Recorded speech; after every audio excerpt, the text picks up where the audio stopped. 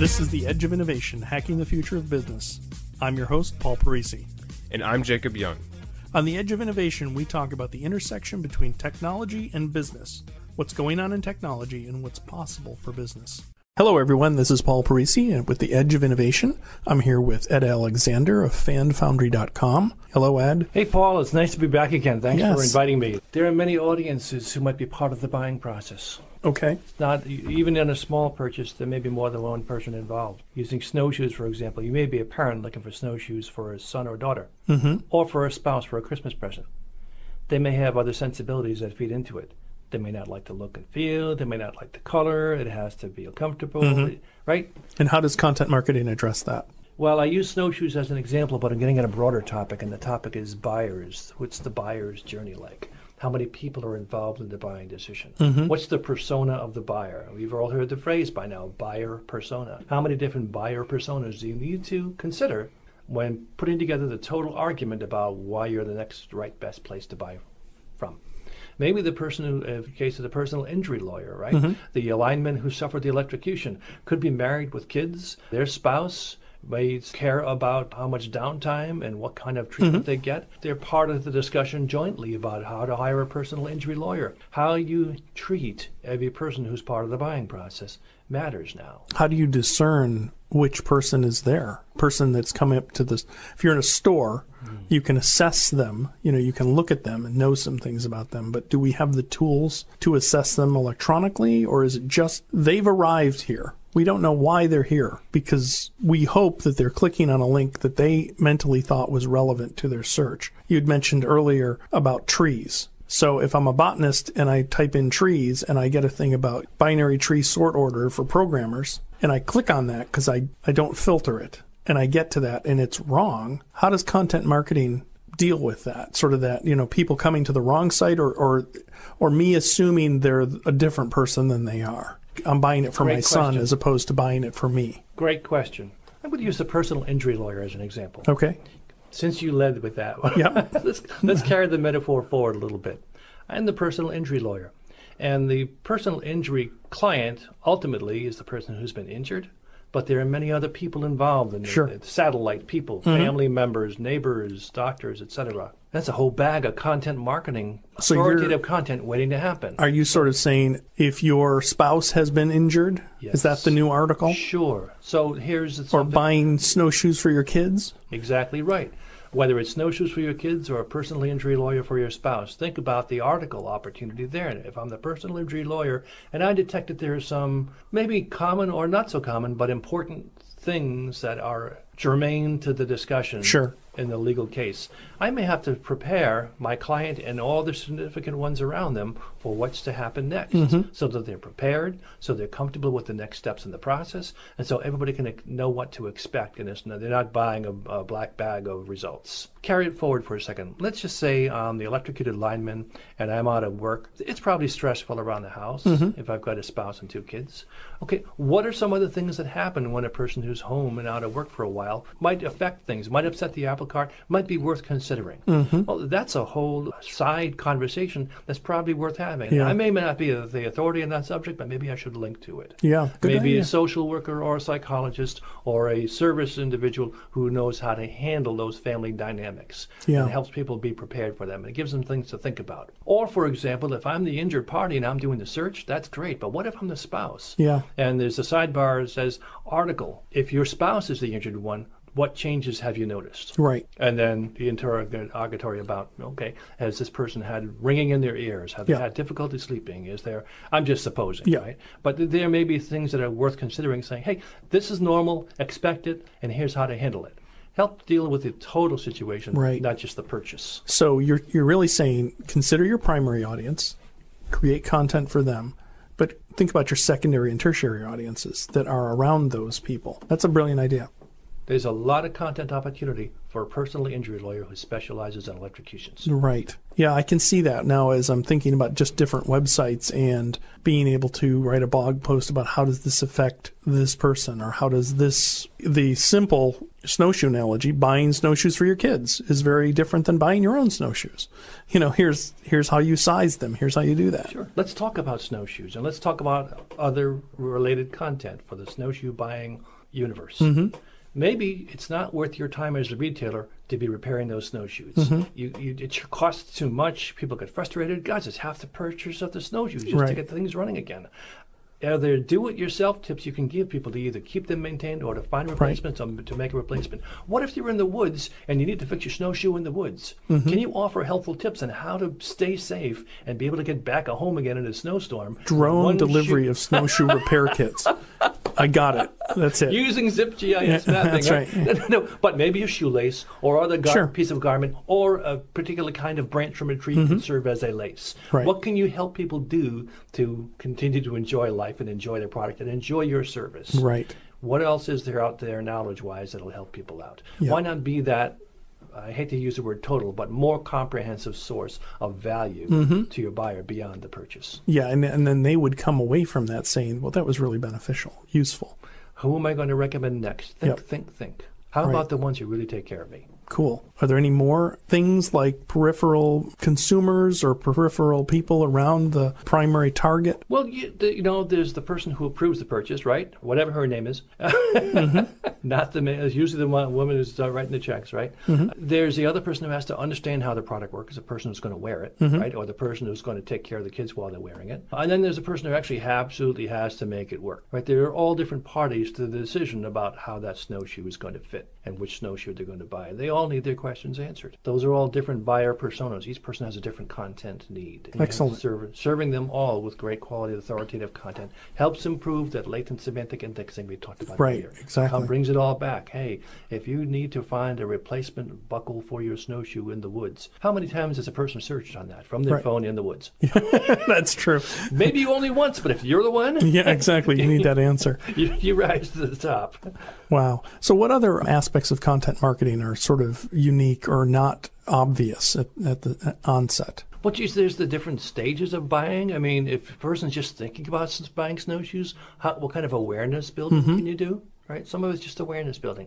Just be aware that we're out there. We're your friendly neighborhood in in North Shore of Massachusetts Right. sporting goods store. Well, I got to think that video would be huge in this. Well, actually, in both analogies, both the attorney, let me meet you, hear how you talk, and get a sense of who you are. See if I think we're compatible. Do I like you or do I not? I don't know you. And do I hear you and I hear you're really tough? Well, that's good, because you're going to be working for me and I want somebody that's tough on my, on the snowshoes. Well, here it is. Here's how you put it on. Here's how you size it. Here's all these different things. So video is, I think, a huge value in content marketing.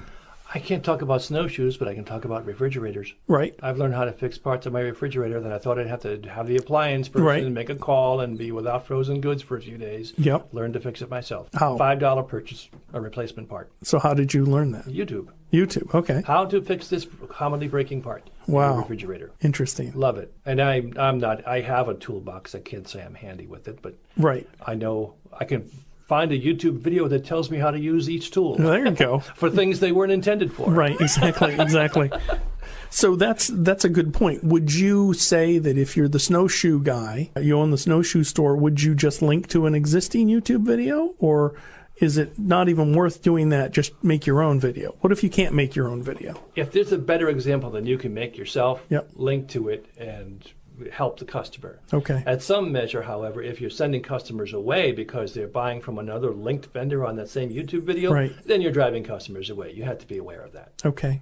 If you find that YouTube video is certainly a come on to draw somebody into a competing Right. retailer in the same town, again, location being the driver, then that's a problem. You probably need to have your own. If the retail video is produced by a retailer who's across the world or across the country, it's not going to drive people away from your store. They'll Right. just be helped by the videos. Right. Think of location, think of the factors, and whether it's better to build or buy based on the benefit the person gets and how likely you'll see a sale. What about in the more professional, like the attorney? Do you think video is a good idea there, or? It can be if the attorney is adept in front of the camera. Yeah, that's a good point. Nothing worth doing well is going to happen without some practice. If I was that attorney, I'd recommend they do some rehearsal, do some practice, do a lot of outtakes, get really comfortable and facile with it. Not to the point where you're so professional that you sound like a televangelist. Right. But you got to at least get some level of facility with doing video so that you can be comfortable and focus on the topic and focus on the needs of your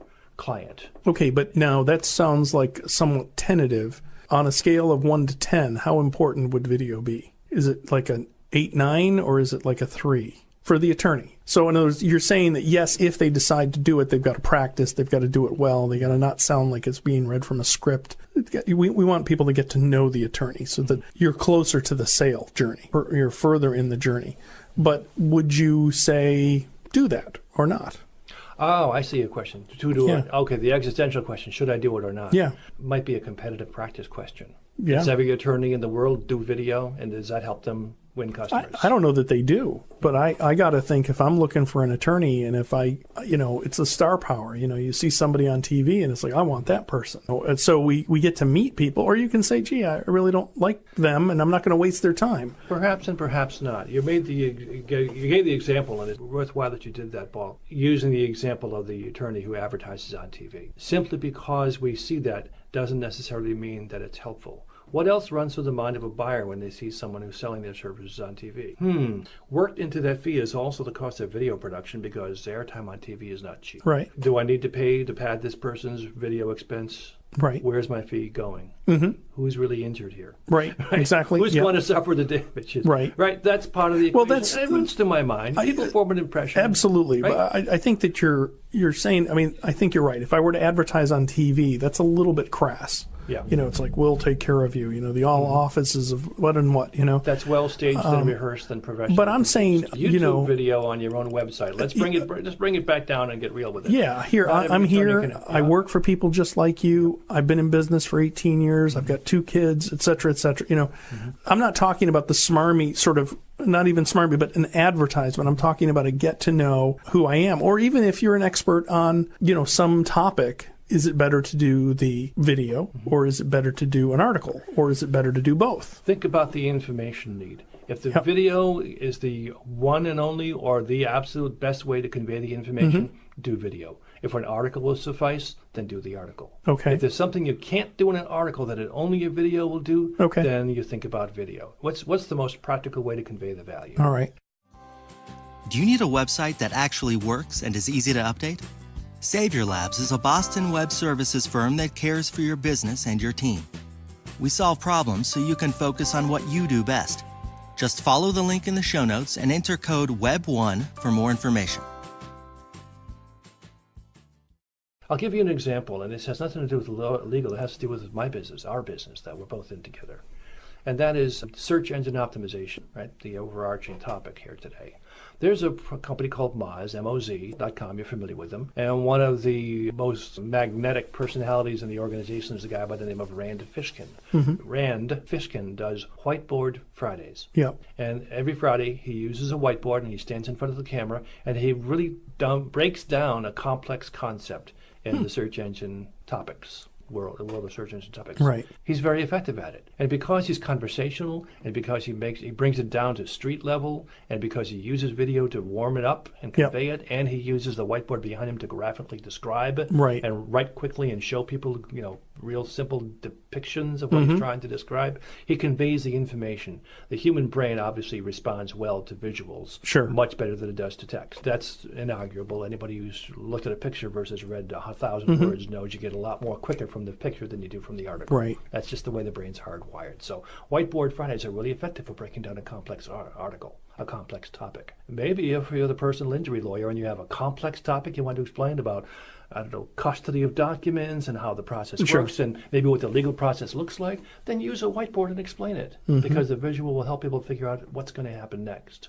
And you've explained it to them better than a linear article could do. Right. So Interesting. If you can make yourself more accessible in an informative way, then try it. I don't think of video as an opportunity for advertising as so much as an opportunity to serve. Right.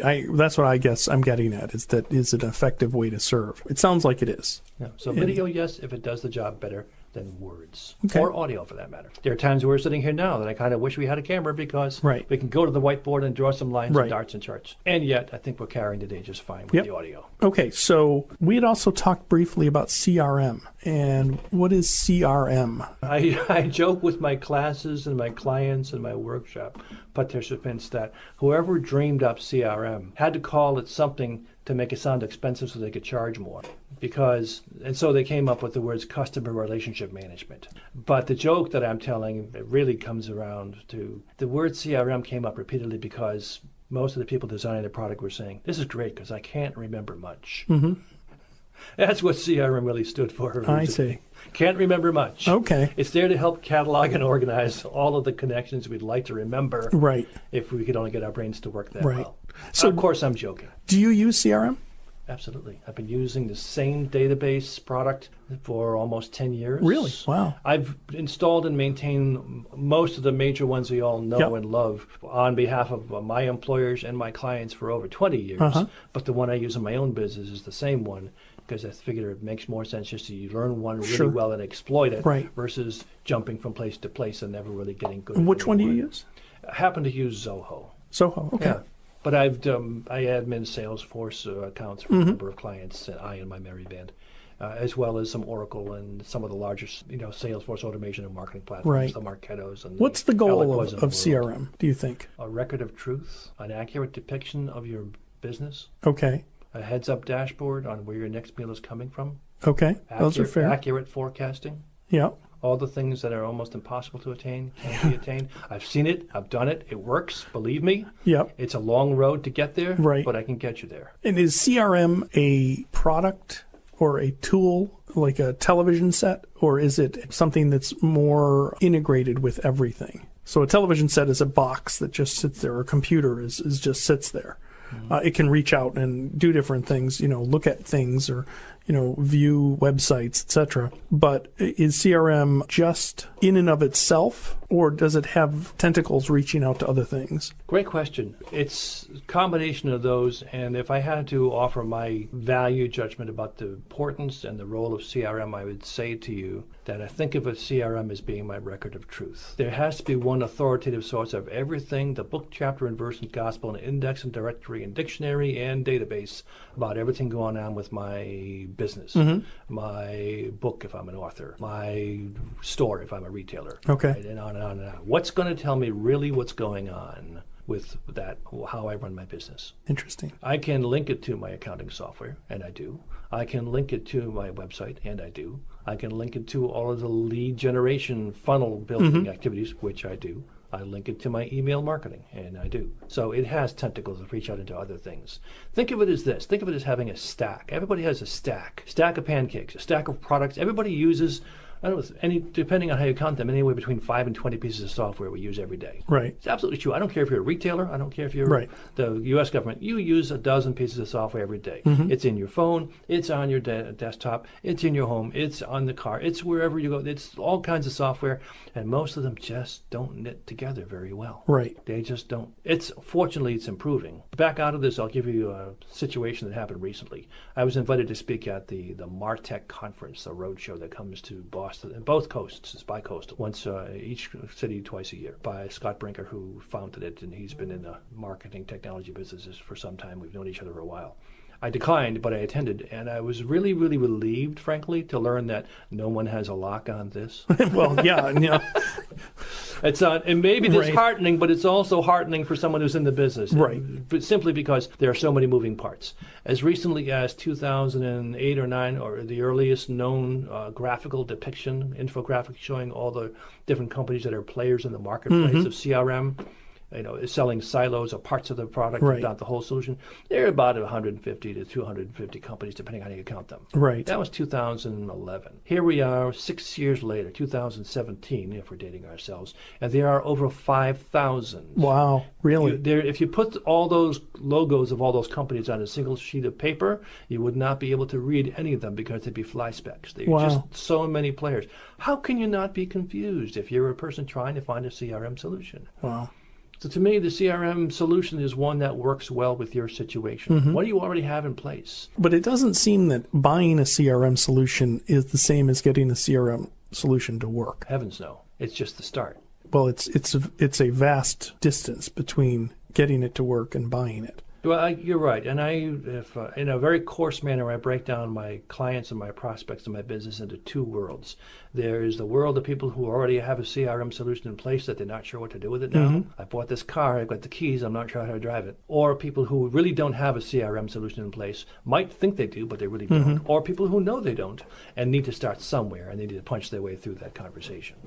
Interesting. It sounds like we need to get together again for another podcast on CRM. I'd be but happy to. any high level recommendations if you find yourself in that situation where either you have a system that isn't implemented or you have one that doesn't work or you don't have one? Well, the things that come to mind when I hear, first of all, make sure you even have the need. Pretty easy to identify the need. And I'll make the leap forward and say, if you're not using some kind of a CRM platform today, you're woefully unprepared because your competitors are probably working rings around you and you're not sure why, but now you know why. Right. Because they're doing something to do a better job of organizing their information. And some of the obvious signs are a lot of your records are in paper files somewhere and you have no idea where to find that note you wrote last week. Right. It's unstructured information. Right. But it's important data because it's about your products, your business, your customers. You have to make that accessible. Right. Or maybe your situation is that you have a whole bunch of people working for you, all in, let's say, sales and service, but each person does it their own way. They really don't communicate well.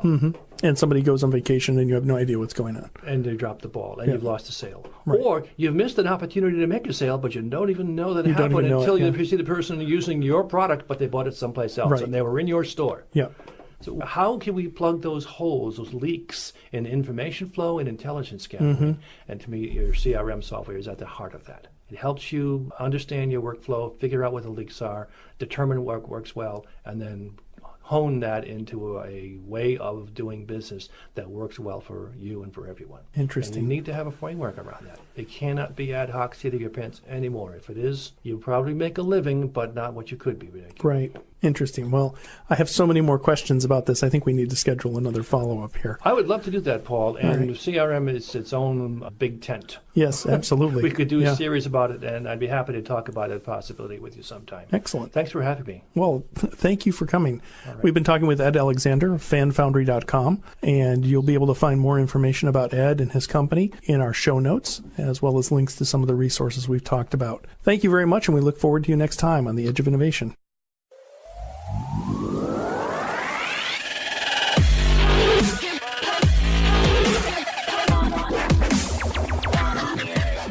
The Edge of Innovation is brought to you in partnership with Savior Labs. Savior Labs exists to help businesses mature and strategize for the future. Learn more about Savior Labs at saviorlabs.com. Thank you for listening to this episode of The Edge of Innovation, Hacking the Future of Business. For the show notes and more information about Paul, please visit paulparisi.com. The Edge of Innovation is produced by Jacob Young in conjunction with copious amounts of coffee. Music on today's episode was from bensound.com. Paul can be found on Twitter at pdparisi and on LinkedIn at linkedin.com/pdparisi. This episode, like all our episodes, is transcribed and available at paulparisi.com. Thanks for listening, and we'll see you next week.